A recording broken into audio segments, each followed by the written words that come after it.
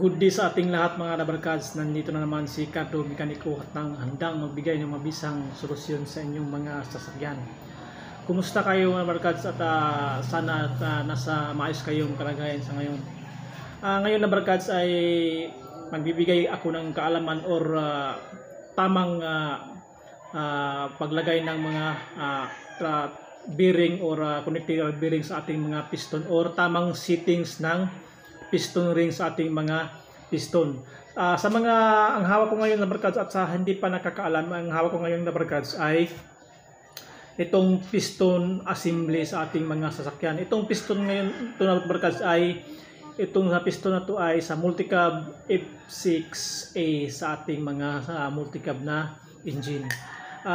Ang i-share ko ngayon na barkads ay paano ang tamang pag-settings or paglagay ng bearing, connecting rod bearing sa ating mga piston or connecting rod sa ating mga engine. Ang uunahin ko na barkads ay para makasigurado tayo kung tama ba yung pagkabit natin ng mga bearing or pagtamang paglagay ng piston sa ating mga block sa ating mga engine mga barkads. Ngayon na barkads, umpisan ko na kung ano ang tamang paglagay at ano ba ang mga dapat ating tandaan para hindi tayo magkakaroon ng problema sa pagkabit natin ng mga piston sa ating mga makina na barkads. At dapat na barkads, bago natin ikabit yung piston sa ating mga engine ay dapat nasa tama siyang settings para hindi tayo magkakaroon ng problema sa pagkatapos ng pagbuo ng ating mga makina barkads.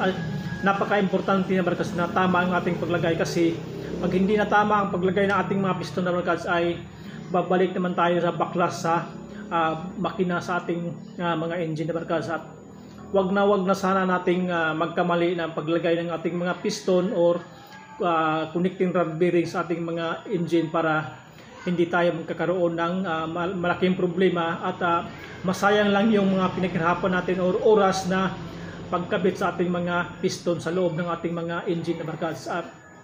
Ngayon na barkads, ituturo ko sa inyo kung ano ang mga dapat tandaan bago natin ilagay ang mga piston sa ating mga engine na barkads. Unang-una na barkads ay makikita nyo na barkads na meron siyang arrow. Itong arrow na barkads ay sa atin lang itong mga barkads ay ituturo ko sa inyo ang sikreto sa pagbuo ng o pagkabit ng piston sa loob ng ating mga engine. Kung makikita nyo na barkads ay itong arrow na barkads ay dapat na barkads ay nakaharap yan doon mismo sa front o sa lagayan ng timing belt or timing chain sa ating mga engine na barkads. Wag nyong kalimutan na itong arrow na barkads dapat ay nakaharap to lahat, or B6 man yan o B8 na engine man yan or 4 cylinder, 3 cylinder man yan na barkads. Dapat itong arrow na to na barkads ay nakaharap to doon sa mismo sa front ng ating mga engine na barkads. At yan ang pinaka-importante na barkads na para hindi tayo maligaw sa pagkabit ng ating mga itong tinatawag na barkads, ito connecting rod bearing. Ang pangalawang arrow na dapat nating tandaan na barkads ay itong sa piston mismo. Itong piston mismo na barkads.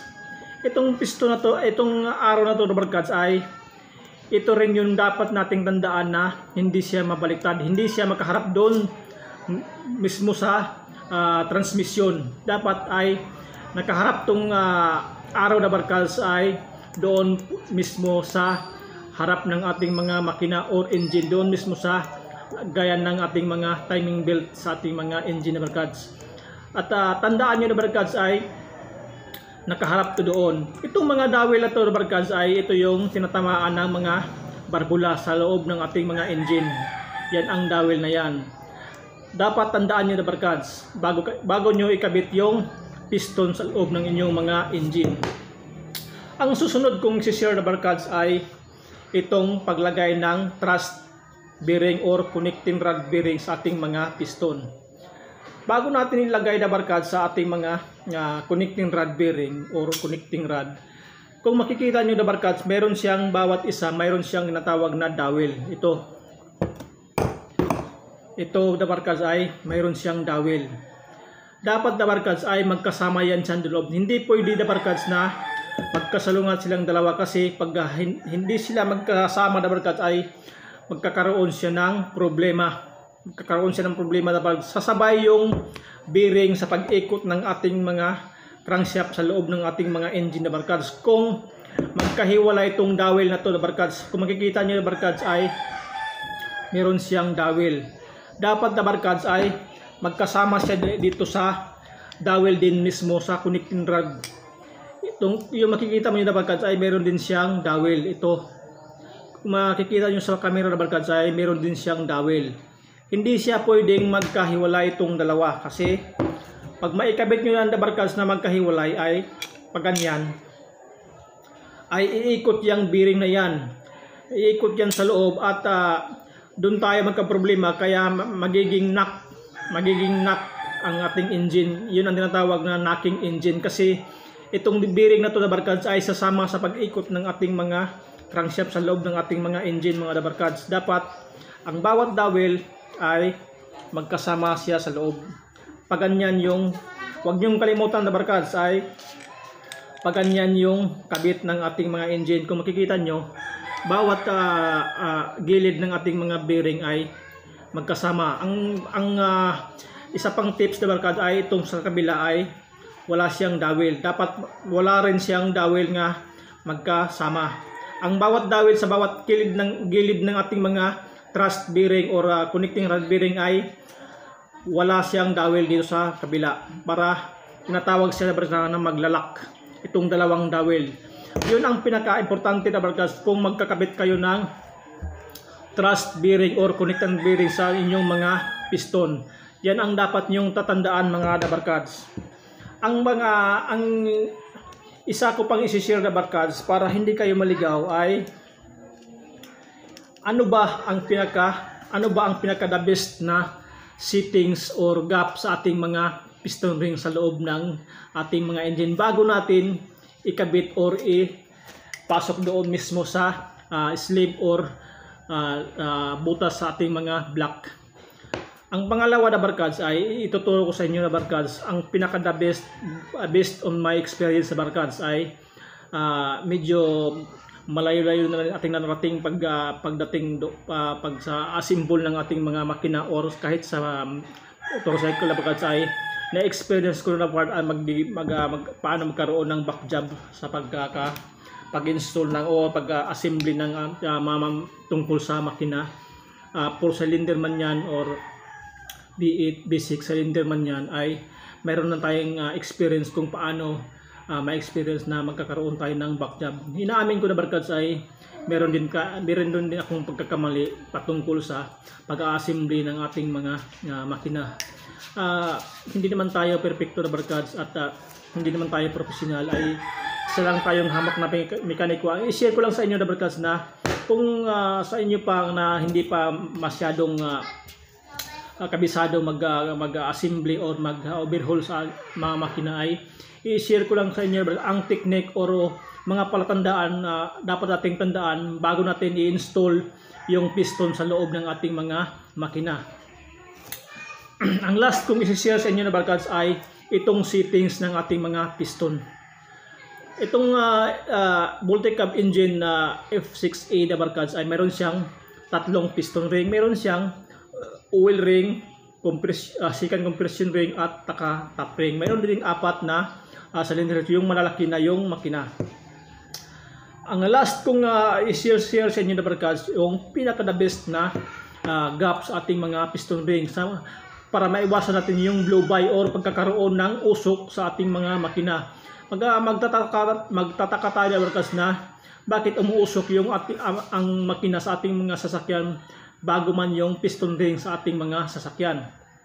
Yun ang dapat yung tanda-tandaan na barkads. Diesel man yan or gasolina na barkads, based on my experience, ang pagsisiting ng piston gap ay sa aking experience na barkads, atin lang ito barkads. Yung iba na barkads ay ginagawa nila yung 45 degrees. Ito tinatawag dito, dito isa. Ang ginagawa nila na barkads ay 45 degrees para ang sinasabi ng iba walang problema, basta wag nyo lang tapat-tapat yung mga gap ng inyong mga piston ring. Sa aking experience na barkads ay ang pinaka the best na experience ay ang paglagay ng piston gap sa ating mga piston ring mismo ay kung makikita niyo yung oil ring na barkads ay dito yan na barkads. Dito sa front na to. Dito sa front na to kung makikita niyo na barkads ay itong dowel na to ay dito sa front na yan. Kung makikita niyo yung butas ay ito yung connecting rod sa ating mga piston. Ang piston na oil ring na barkads ay dito ko ilalagay sa front na to. At saka ang pangalawa na pangasikan na compression ring ay dito sa kabila niya. Dito sa kabila niya. Tinatawag yan na barkads ay 90 degrees. 90 ditong isa, itong oil ring dito yung oil ring. At ang second compression ring ay dito sa kabila. Dito sa harap na to. Dito sa harap to yung mga butas bata dito sa ang top piston ring na barkads ay kung makikita nyo ay sa kabila yung banda yung second compression ring ay ang top ring namang na barkads ay dito sa kabila naman. Dito sa kabila.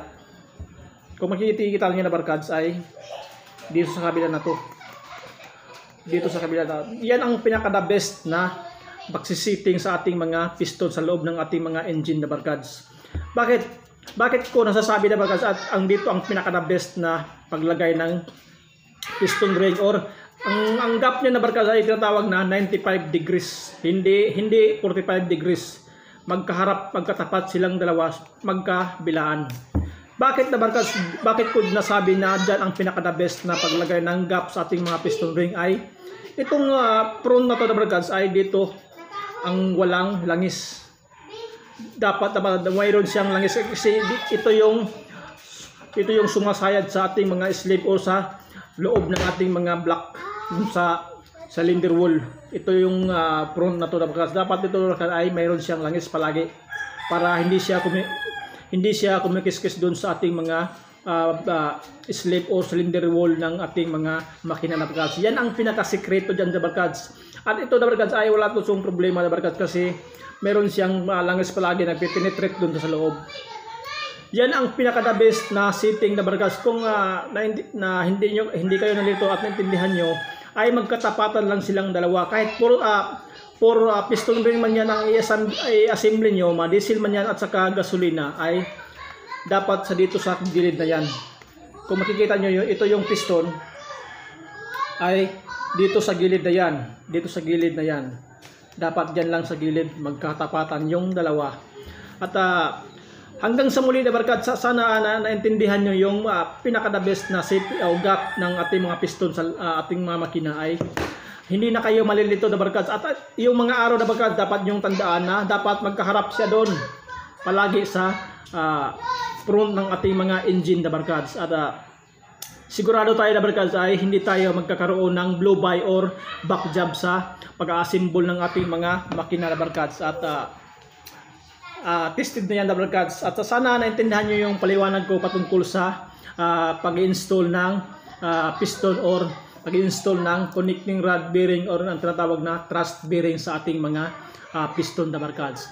At hanggang sa muli na barkads, nandito pa rin si Carlo Mecanico hanggang magbigay ng idea or solusyon or knowledge patungkol sa ating mga sasakyan or problema sa inyong mga sasakyan na barkads. At hanggang sa muli na barkads at God bless you all na barkads at don't be a parts changer.